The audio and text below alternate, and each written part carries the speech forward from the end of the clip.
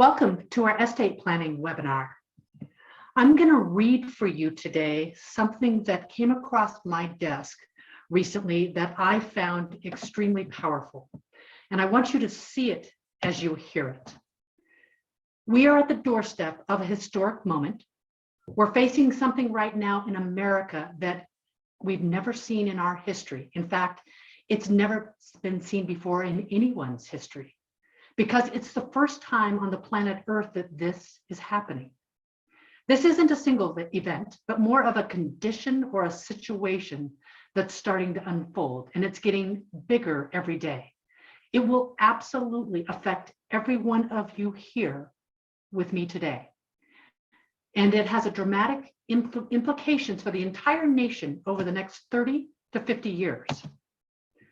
What makes this situation so potentially dangerous is that we have no experience dealing with anything like this. As a nation and as individuals, we're radically unprepared for it. But it's coming like a freight train, and there is nothing anyone can do to stop it. You're probably wondering what I'm talking about, and the answer may surprise you. I'm talking about retirement. I'm talking about the largest generation of people born anywhere in the history of the planet Earth retiring. Now, you may think that retirement is nothing new, and you're right. We all understand what retirement means. But this is the first time ever that we're going to have 70 million retirees at the same time. In fact, more people are going to retire in the next 15 years than have ever retired in the cumulative history of our country. And if you study demographics and history, you'll quickly see that up until now, retirement has been rare. The reality is that we're now seeing the first generation that is living 10, 20, 30 years past retirement age. That's never happened before in the numbers that we're seeing today. In fact, when Franklin Roosevelt signed the Social Security Act back in 1934 and set the retirement age to 65, the life expectancy for the average American was only 62. They never expected any significant number of people to need it, let alone 70 million at the same time. So no one is ready for this. Social Security and Medicare are sinking deeper into an underfunded hole every day, and the vast majority of Americans have not planned or saved enough money to last them 30 years. I'm not saying any of this to scare you.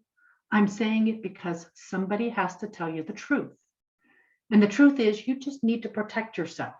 That's why we're here today, to give you some ideas, some tools, some strategies, and some plans that help you take control of your future. Now, we can't solve this entire retirement issue on this one webinar, but our goal is to get you started down the path that will put you and your family in a position to not only survive retirement, but to enjoy this time in your life that you've worked so hard for. My name is Kelly Fasterling. I started out in corporate America for 25 years, knew only my 401k, put my money in there. In 2001, I lost half of it. In 2008, I lost half of it again. In 2006, I got divorced. I assumed 100% financial responsibility for my 11, 13, and 15-year-old boys. I lost my 25-year job, and I got a melanoma. So that was a decade for me where life needed to change. I needed to figure things out. So I started down the path of financial education, figured out investing in real estate, how to be my own bank so my money worked for me while I invested, learned the security side, really tackled all of that. Now in 2010, actually on Christmas Eve, my father passed away. A Vietnam, Korea vet pilot, passed away, left a legacy to my sister, my brother, and I. And he had a will, he didn't have a trust, it went into probate. Now, my sister, my older sister, was the executor of that will, and frankly, things went really smoothly between the two of us as we inherited his estate. But that is truly not the way it always happens. Hi, my name is Lorinda, and my story is a little bit different, but I was a single mom for 15, 16 years and in education. And then I made a transition going into financial services about 10 years ago. And now I help people in retirement with all kinds of different financial planning. Two things, including Medicare and estate planning, legacy planning, because unlike Kelly, when I lost my mother and a sister back in 2020, documents were not properly prepared. And there was some fraud that took place with other siblings. And it just did not go well at all. Now I look back, and had I known what I know now about setting up wills and trusts, things would have gone much differently. And so, yes, I lost quite a bit in inheritance to other siblings. I have one sibling that still hasn't been paid. So there is a lot of value in heeding what we're going to talk about today, and preserving your legacy, letting it go down to your beneficiaries and your loved ones. This here is a picture of my family and their spouses. We're all in different parts of the United States, but we're glad to be here today and share some of these things with you. We're going to start by talking about 5 different processes that will help you in planning your legacy. And those 5 processes include the income strategies, the things that are going to pay you in your retirement, like your Social Security, any pensions you have, any of those benefits. And then we're going to talk about those investment strategies, those things that augment your retirement and those pensions. We'll go into the healthcare side of retirement because, frankly, that last year of life, statistically for all of us, tends to be our most expensive healthcare year. So we'll talk about that. We'll talk about some tax strategies because ideally, we'd be able to hold on to that nest egg for ourselves and not share a lot of it back with Uncle Sam. And then we'll get into that final piece, that those legacy strategies, how we make sure our estate goes to our heirs, to our charities, the way we want it to. What we're sharing with you today, it's going to be a lot of information, a lot of different ideas. It's not to be construed, though, as personal advice, because frankly, as a fiduciary, we can't give you personal advice until we actually know a little bit about your situation, about your goals, about where you're at, where you're going. Then we could give you some personal advice. So today it's about education, about informing you, giving you some ideas to pique your interest. And then if you'd like to get some personal advice and schedule a complimentary consultation with me or with Lorinda, in the chat, you'll have the opportunity to pull our calendar links, click on them, and then you can schedule a time with either one of us, or you can just call the phone number that's there and you can get our assistant and she can schedule you with one of us. So also, if you have any questions as we go along, jot them down, put them in that Q&A section. Now, we're not going to take questions in this session. We want to make sure the information, we get through all the information to you today, but jot it down in there. And then when we meet, we will have those questions. It won't go to everyone, just us, but we'll have those questions and we can make sure that we get those answered for you when we meet one-on-one. Okay. Additionally, we will be conducting a couple of polls as we go through this. When a poll pops up, you just simply pick one of the multiple choice questions, and the poll will disappear for you. And then if you're just not sure about how to answer, you can just minimize it by hitting the little dash, and so that you can see the screen again. So let's get started and start with those income strategies, those things that are going to pay us when we get into retirement. When we look at retirement statistics, frankly, there are most of the baby boomers, 57%, that have this just innate fear that they're going to outlive their money. Their money will not last them through retirement. That's over half of us. That's a lot of people. And most people, when they move into retirement and they've been used to making a certain income and having a certain standard of living, really need to still have about 50 to 70% of that money available to them in retirement.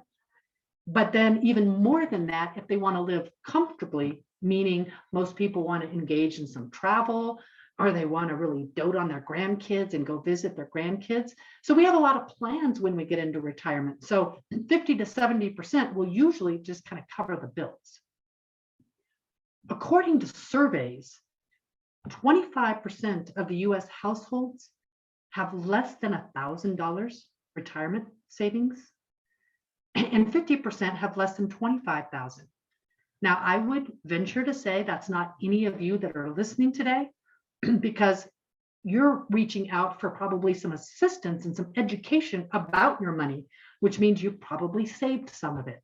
But when you think of 50% of Americans out there that when they retire, it is only Social Security for them, that's a little bit of a scary fact.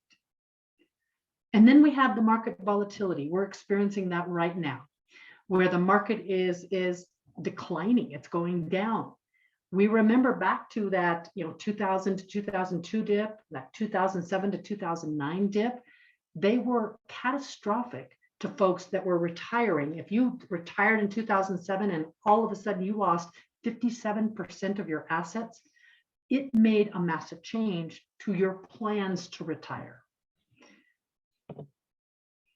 Social Security is that one thing that right now we'll all get. Social Security is an income stream that if you've worked 10 years, really 40 quarters, they'll look at your top 35 work years and come up with a benefit that you will get.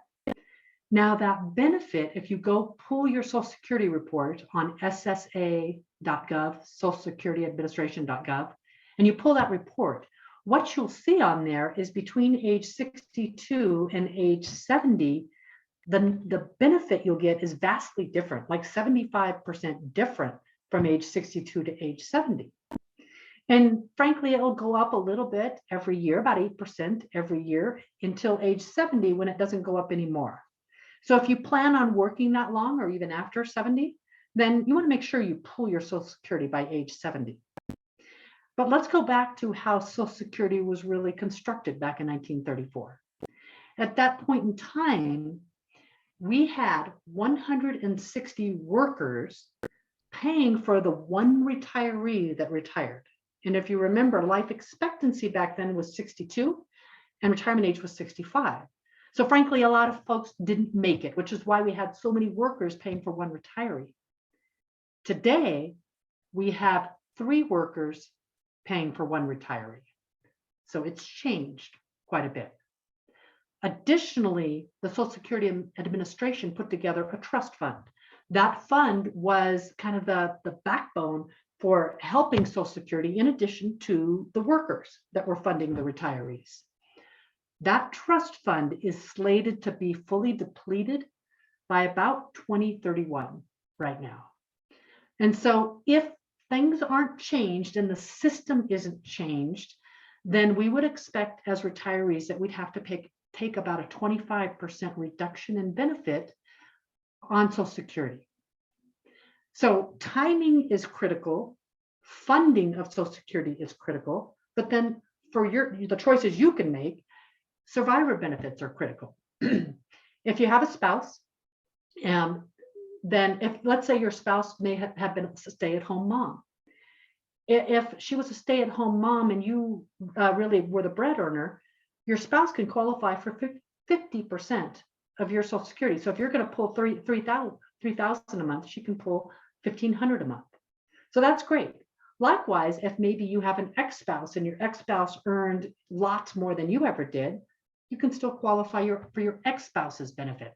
So there's a lot of intricacies to Social Security to really deploying it properly. And in the Social Security office, really, they're just there to process your paperwork. So you really want to work with somebody to help you select the right benefits in Social Security. Now, there are a lot of risks as we look at moving into retirement. One is that living too long risk. We see that we have 70 million retirees going through the system, and that they're living 10, 20, 30 years, and we just haven't seen that before. When you look at the numbers, by 2050, we're supposed to have 1 million people that are getting upwards of age 100. That's amazing. Now, a lot of folks move into retirement, especially those that haven't saved more than that 25,000, that 50%. They move into retirement with just a spending mindset, and they just spend down what they have without a plan. That's a massive risk if you have not planned out exactly what you can afford based on your assets and your assets growth. Inflation has just been unprecedented lately. It was 8.5, it's dropped to 8.3%. We've usually targeted about 2.6% inflation, so it's pretty high. We can feel it right now in our cost of living. But if you're a retiree right now and you're experiencing that inflation, every dollar you pull out of account is just buying less and less. And then if you also are in the market right now and you're watching your funds dwindle, the market has dropped 20 to 30% depending on the index you're looking at. That's a risk in retirement. And then we've got those healthcare costs, that last year of life that's pretty expensive for us. The costs are going up 6 to 10%. And if you look at today's dollars, you can project that you might need 4 times that by the time you get there. We talked about those changes to Social Security. That's a risk. We don't have control over that one. Therefore, we have to take control over what we can. And then we have those unexpected life events, losing a spouse, one of you developing Alzheimer's or dementia, potentially needing to go into a long-term care or nursing facility. All of those create some significant challenges. My mom's husband experienced a stroke, or her second husband had a stroke for a year. He was home, but needed 7x24 care. And we were really doing some financial plans around if he consumed a lot of their money and needed to go into a care facility, where would she be after that? So you've got to really look at all of those considerations. So bottom line, our message to you is it requires a plan. You want to have that 30,000-foot view of your plans, what you want to take in retirement, what income streams you're going to have between, say, Social Security, between maybe you have a military pension or a job pension that's coming to you if you're one of the lucky ones. Otherwise, you just have Social Security in your assets, and you want to know how that's going to play out based on market conditions and based on rates of return that you can expect, especially if you do live 30 years. So getting that plan in place is just absolutely crucial. So let's delve into those investment strategies, those investment assets that are going to augment any pensions that we get. When you look at how to invest your hard-earned money into any kind of an asset, if you could pick just the best asset out there, it would be very liquid, 100% liquid, as a matter of fact, meaning you put it in, you can take it right back out when you choose. You could change your mind and move it around as market conditions change. It would be 100% safe. You would never have any market risk in it. It would have no expenses at all. There'd never be a fee on it. It would get an awesome rate of return, and it would be 100% tax efficient. Meaning when you earn it, there's no tax on it. When it grows, you're investing it and it grows, there's no tax on it. When you take it out and use it in retirement, there's no tax on it. And when it passes to your heirs after you pass, there's no tax on it. That would be the ideal asset. Now, if that thing was out there, we'd all have it. But you know as well as I do, that does not exist. So we're always balancing these priorities. And when we look at the market and we see what's gone on in the market, you could see that back through 2000 and 2001, the market dropped 49%. And back through 2008, 57%. I experienced both of those in spades. I was in my 401k working for my software company and lost that money both times. We've had then the longest running bull market in the history of the stock market since then. Then COVID hit, 35% drop within a month. Within a month. Not too many people reacted to that quickly, but it was back within a month. But here we are in 2022 and it's coming back down again. We're not in control of that market. So the question is, how do we manage to that market? In our investing history, from the 1980s here in the middle to 2020 now. So since, remember back to the 80s when we were buying our first cars and our first houses and we were paying 10, 12, 14% interest. Interest rates were killer. They've since then just dropped off to a low point where you could get a mortgage for under 3%. And now we're seeing them start to edge up again. Well, why does it matter in our investing world? What matters about that is in our investment history, the last 40 years, we always knew we could shift between stocks. And then when the market got volatile like it is now, we just slide over to bonds. We could put a higher percentage of our portfolio into bonds and be okay. Today, that's not true when you have rising interest rates, like you did from the 50s to the 80s, and like you may have going forward. What it means, what interest rate risk means is if you're invested in a bond fund or an individual bond and you have to sell that before the maturity date, you're not guaranteed that maturity value and you may have to sell it at a discount. So all of a sudden, when stocks are kind of risky, bonds are kind of risky too when we have interest rates going up. Albert Einstein, one of the smartest men of our times, said compound interest is the eighth wonder of the world. He who understands it earns it, and he who doesn't pays it. So let me show you an example of how rates of return factor in to the equation of how much you'll have in retirement. Now, I have a real estate license, life insurance, securities. I'm 100% commission-based, and a lot of my colleagues are 100% commission-based. In that environment, we sit with a higher percentage of cash in the bank. And as a real estate investor, I sit with a lot of cash in the bank. In that scenario, you can see at less than 1% return that cash sitting in the bank is never going to double in my lifetime. But according to the rule of 72, based on the interest rate that you're earning, you divide that number into 72. So if you're earning 6% interest into 72, it goes in 12 times. That means every 12 years, that money would double.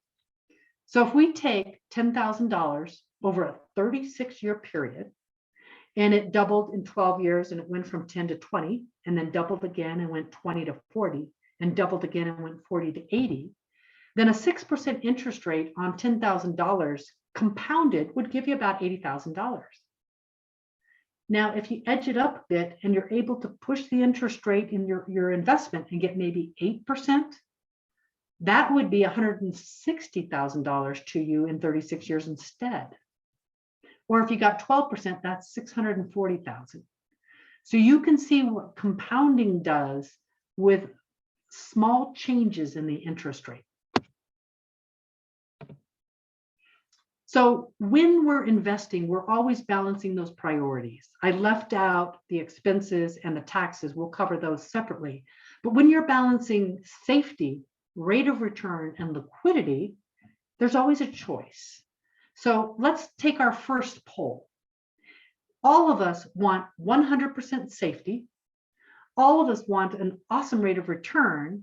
And we want to be able to touch our money and use it whenever we want to, especially in retirement. We may want to buy that RV and travel across the country. So for you, what is the most important priority between safety rate of return, and liquidity.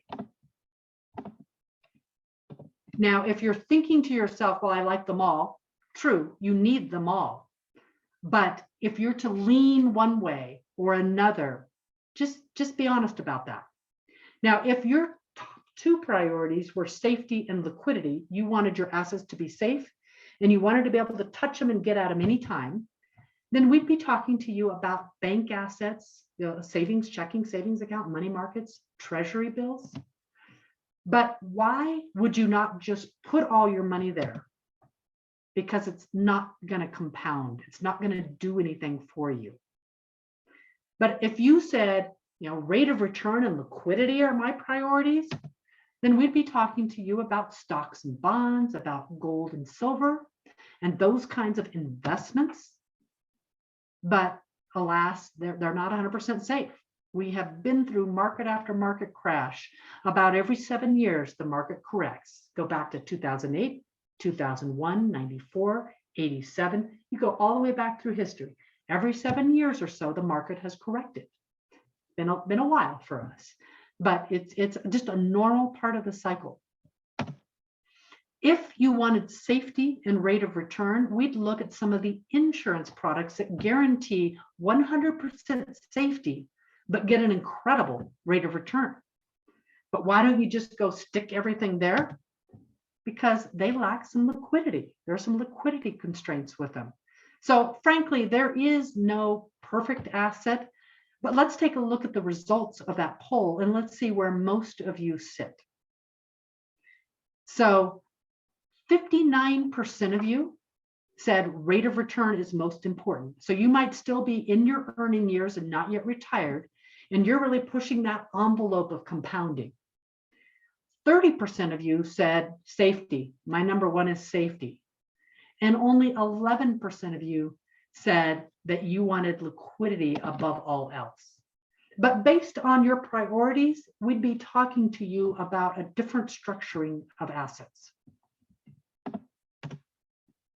Now, there is one product that is a little bit unique and a little bit interesting. It's another life insurance-based product called Index Universal Life that does carry 100% safety, gets really comparable rates of return to the market, and it is 100% liquid. So it becomes a really nice alternative to some other assets that are out there.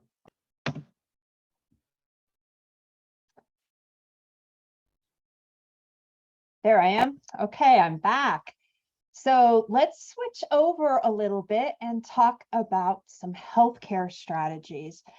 Healthcare is particularly interesting because you've got different things that you're going to be looking at to take care of. So first of all, healthcare is expensive.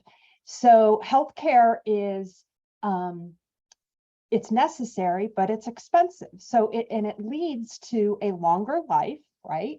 Because the better your healthcare is, then the longer you have the possibility of living. But it also costs a lot of money to have good healthcare. And in your retirement, they're estimating that you can be saving approximately $400,000 a year per person to take care of healthcare needs. So this is kind of like a vicious circle, because the longer you live, you need to have more money to pay for the healthcare, and the longer life also leads to healthcare. So you kind of have this circle where you live longer, but you need healthcare. Healthcare costs money, but it helps you live longer. So you can see that's a vicious circle, but it can really affect your legacy planning. So basically, there's just a couple of options that are going to happen in your healthcare. You can stay healthy until you pass away. A lot of people do. A lot of people stay healthy until they become disabled, either through an accident or through some type of disease or illness. And then sometimes you just stay healthy until you're just not healthy.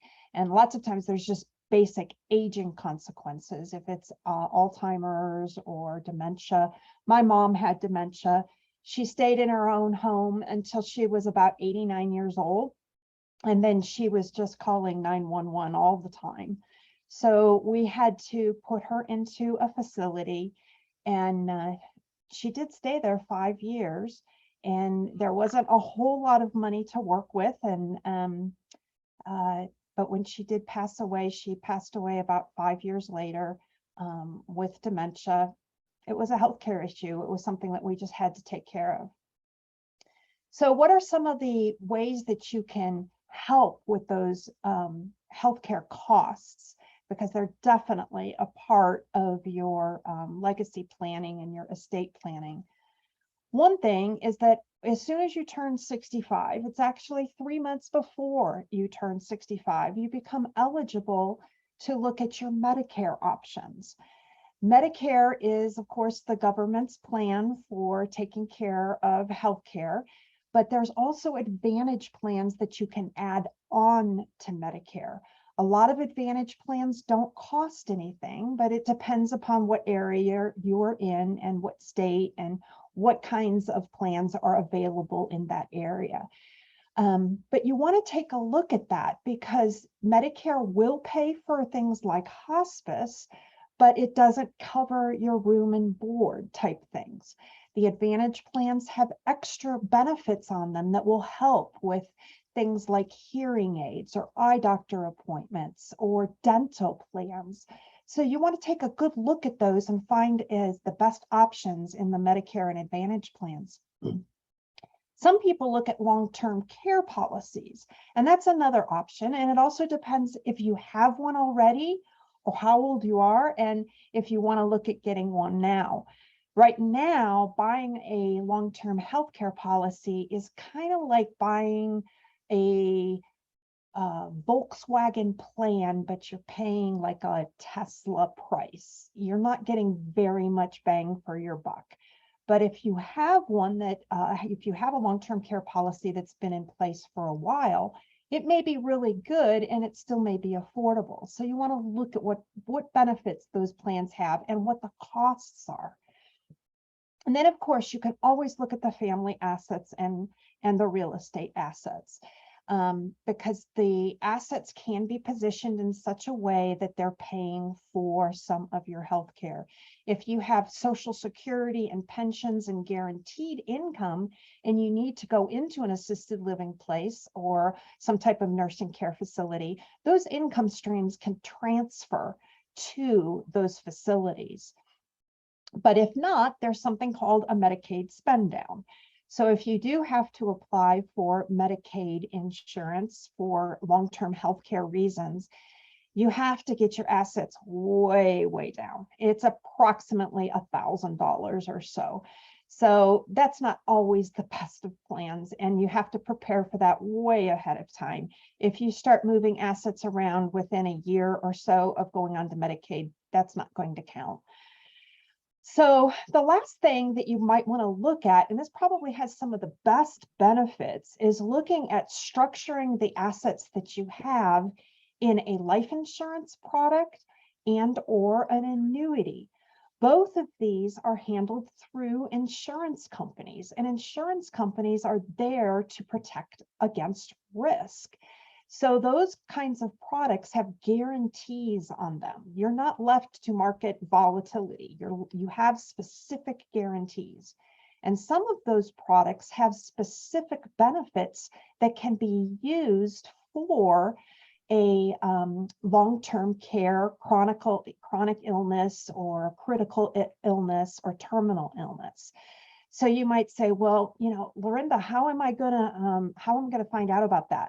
Well, let me remind you that in the chat box, there is a link for both Kelly and I. You can set up an appointment with us. There is also a phone number that you can call, and our scheduler will find a personalized schedule, a personalized time in our schedule, so we can meet with you.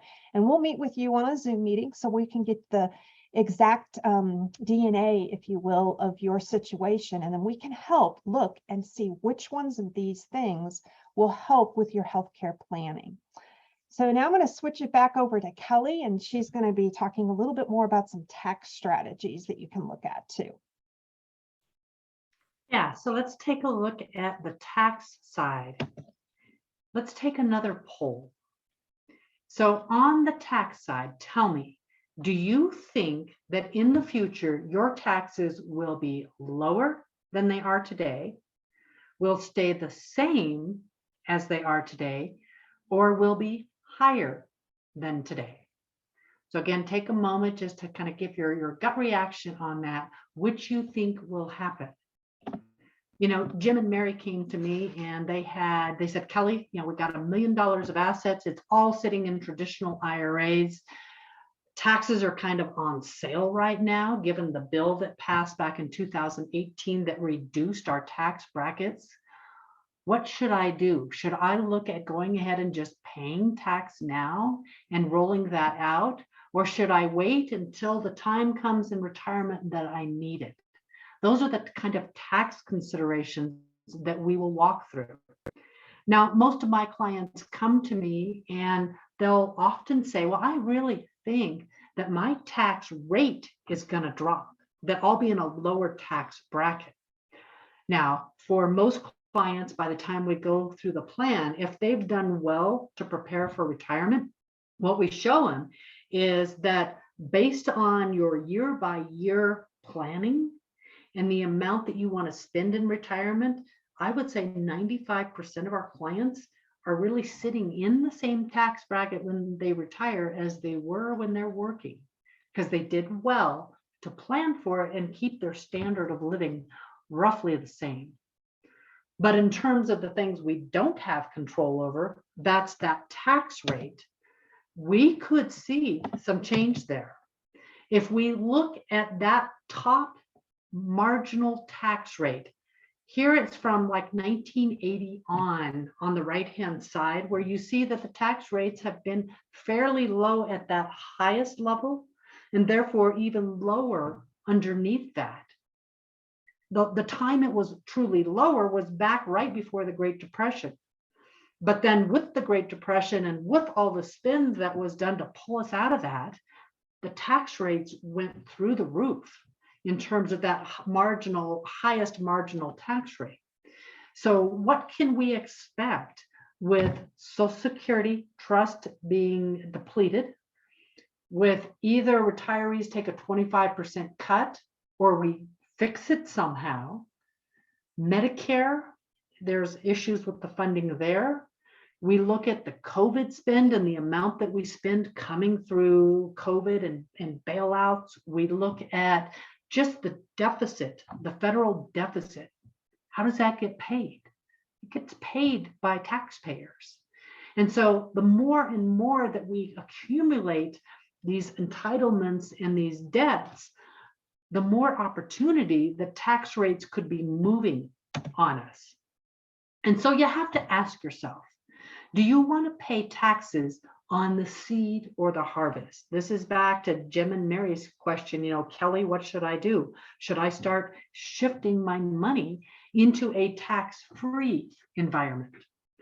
And let's go back and let's look at what that means, seed or harvest. Let's go back to our compounding interest exercise where we had $10,000 that over 6-year period of time compounded to $80 or $160 or $640,000. Now, if you go in and sit down with your tax accountant will absolutely tell you, Kelly, make sure you put as much money, max fund your traditional IRA this year so that you can take it as a write-off on your taxes. Well, that's paying tax on the harvest when you invest in a traditional IRA, which frankly is all we had in the beginning. It wasn't until the mid-90s that the Roth IRAs even came about. And even then, we didn't really understand it. So we didn't put our money there. But the Roth IRA concept, and you can do it now if you have a Roth IRA at work, is if you put your $10,000 or whatever you're funding every year into your Roth IRA, you pay tax on it now. There's no deduction this year. But when it grows to $80,000 to $640,000, when you start taking it out in retirement, when you pass and it goes to your heirs, with current tax law, that's not going to be taxed. So you'd pay on that $10,000, but not have to pay on it later. So that's the seed or the harvest. Which one will serve you better?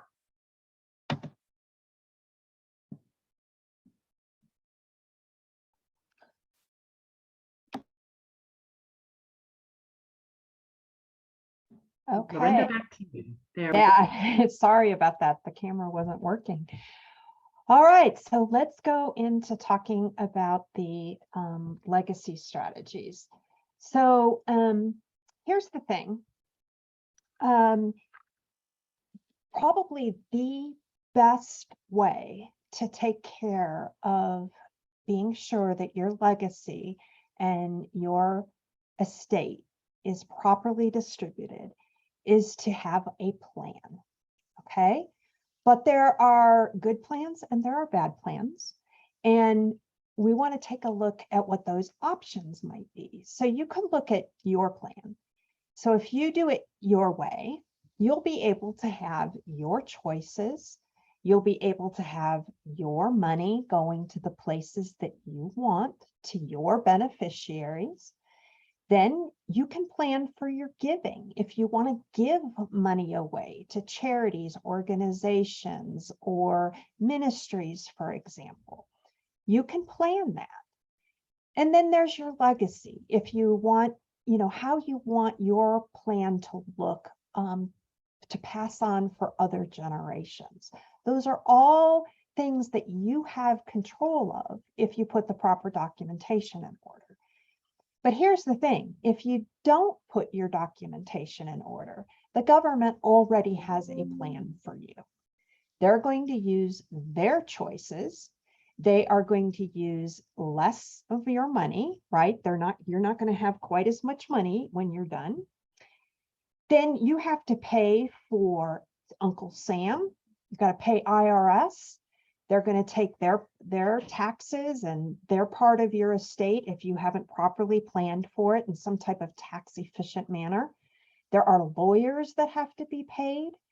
The government's not too crazy about giving your money away to anybody else. And then you lose control of what your legacy is going to be. So, it's pretty much your choice. So let's take a look, and we're going to do a poll here too. And we want to see what you have for a will, okay? So do you have a will? Do you have a trust? Do you have neither? Or do you have both? Because when it comes right down to it, your options are going to be the government's plan. You can have a will, or you can have a trust. So again, those poll questions, do you have a will, a trust, neither, or both? So go ahead and take a minute and answer those, and we'll come back to what the results were in just a second. So first, let's take a look at a will. Most people think that if they have a will, everything is set in stone and it's ready to go. But that's really not the case. And I learned that the hard way. A will is simply a written wish list to the court. It's telling the court, this is what I would like to have done. But when I pass away, my family has to file that will in court, which is called probate. So when it goes to probate, it's really the court that will decide what happens. There are some consequences to doing that. Your will becomes public and it becomes contestable. Yes, anybody can see your will. And yes, anyone can contest it. Anyone from a family member to a neighbor to a contractor who did work on your residence and claims they never got paid. Anyone can contest it. Sometimes it can take up to 2 years or more to be settled. My sister's estate is one of them. She will have been passed away 2 years coming up this year, and it's still not settled because of documentation that was not in place and other fraudulent documentation that took place. So I know for a fact this can happen. Costs. Oh my goodness. To probate, you basically have to get an attorney and you have to pay the attorneys. Attorneys know this. So they like to go to probate because they're going to get paid. Then there's court costs and administrative costs and filing costs. There's all kinds of costs that are involved. And in the end, the beneficiaries that you intended to have so much of your legacy, X amount, whatever it was, they may or may not get it. So, what are the benefits of a revocable living trust? So a revocable living trust is different. It keeps everything private. You don't have to file it with probate, and you reduce and you eliminate the possibility of having it contested. The only time it can be contested is if the fiduciary, the trustee of the trust, does not carry out the asset distribution as planned. A fiduciary has a very high standard of accountability. So that's a big point there. The next one is that trust does not go to probate. I just mentioned that. So you don't have to go to probate. And when you have a trust, you can get things settled in a matter of weeks. It can go very, very quickly. And then there are no court costs because you don't have to file it. There are no attorney costs. You don't have to hire an attorney. You just follow the guidelines in the trust. And most importantly, the beneficiaries will get what you want them to get. And it can be distributed over time if you want it to be. And that can depend on the family dynamics and the family situation. So sometimes it's hard to understand what a trust really is. And I think this treasure chest is a really great example. So first of all, there's three parties to a trust. There's the grantor, the person that actually initiates the trust and puts it in place. There's the trustee, which is the person who manages the trust.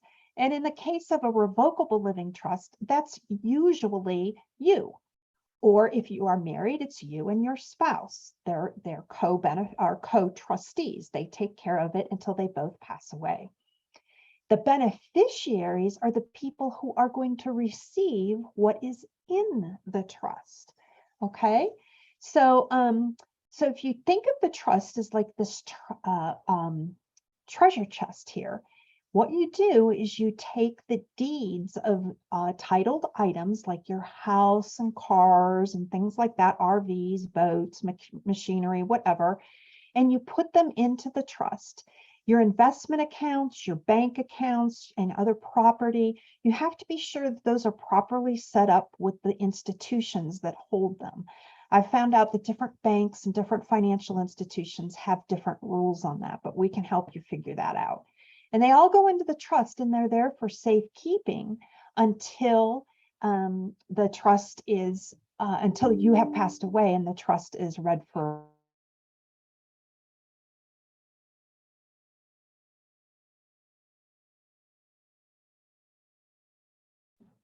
Lorinda, did we lose you? Or are you still there?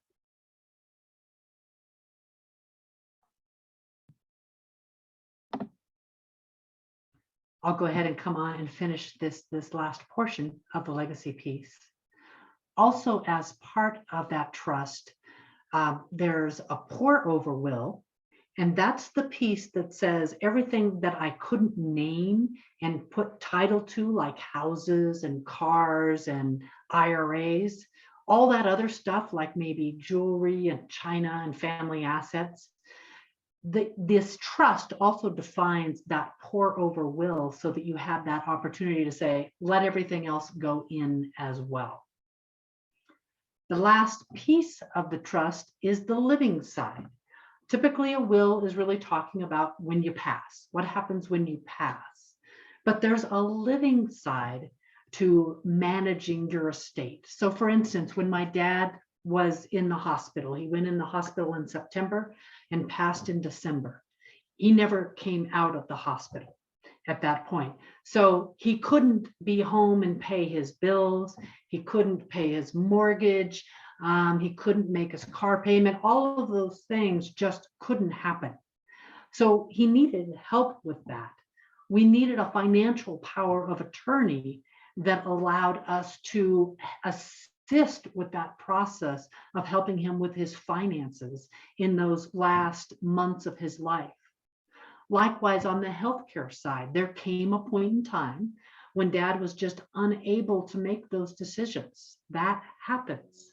And so it could be that you get in a car wreck and go into a coma. You want to make sure there's somebody that's on your side, that knows your wishes, that knows how long you may want to be on a ventilator or on life support, that can take care of all those decisions with the doctors. You don't want the doctors and nurses making those decisions for you. You want a healthcare power of attorney and advanced directives that really define all of that. Now, these are really, really difficult conversations and choices.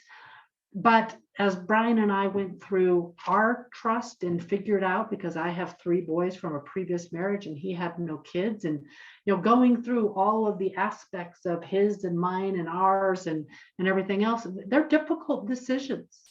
But it's really valuable once all that's said and done, that everyone else now knows exactly what you want. So we've talked about the income strategies, about how you make sure you maximize your Social Security benefits and any of your pension benefits to enable your retirement in the best way possible for you and your spouse, if you have a spouse. We've talked about the investment strategies. How do you make sure those assets that you've accumulated are doing the best for you, are kept as safe as possible, but not at the expense of not earning any money?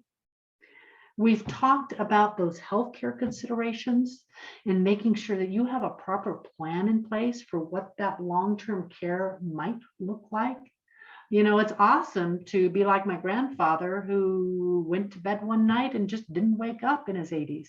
That's awesome. Doesn't always happen for us. So we need to have a better strategy around healthcare. We talked about tax strategies.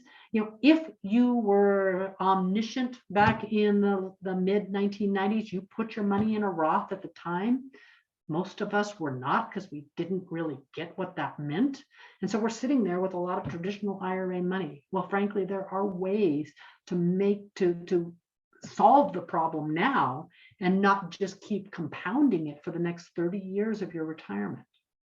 And then we talked about the legacy strategies, the will versus the trust versus what the government's going to do for you. All of those are important. So we'd encourage you to look at that link in the chat box, to set up an appointment with me, with Lorinda, to call Destiny and see when one of us can fit into your schedule, and really sit down and talk through your situation.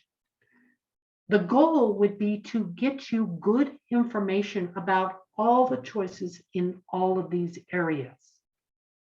Now, when you set up the appointment, have with you statements for your IRAs, statements for your 401ks, your pension statements, your Social Security statement from ssa.gov. Have all of that financial information with you, and that'll make our conversation very, very productive. Now, will we try to sell you anything? Frankly, no. That first meeting is all about discovery. It's about, where are you at? What are your goals? When do you want to retire? How much do you want to have in retirement? Will your assets and your pensions carry you to that goal? And I'll just tell you quite honestly, when we lay out that plan for most of my clients, they usually have a lot more than they thought. When I was sitting down with Joe and Diane and looking at their full plan, and they wanted a certain amount, and they had a certain amount they were starting with, and they said, Kelly, can I, really have this much to spend? I think that would be a comfortable level. And we looked at the numbers and said, do you really want to give $3 million to your heirs? Well, no, let's up that spend. Let's kind of see if we can maybe take some road trips and some world travel. And there are different ways to get around that. But that first meeting is just to really understand, make sure you like us, make sure we can help you. The goal is that when you walk away from that meeting, you walk away with this confidence that you can be in good shape for your retirement. You can live out your retirement dreams of travel and grandkids and visits and being home and crocheting, whatever your dreams are. you can live that retirement life that you want. And for most clients, that's the way the conversation goes. I have had a few where the conversation doesn't go like that. They want to retire in 2 years. They want to make $10,000 a month and they've only saved $100,000. It's a different conversation. But either way, you will have more preparation. You'll have more confidence that your plan is in place.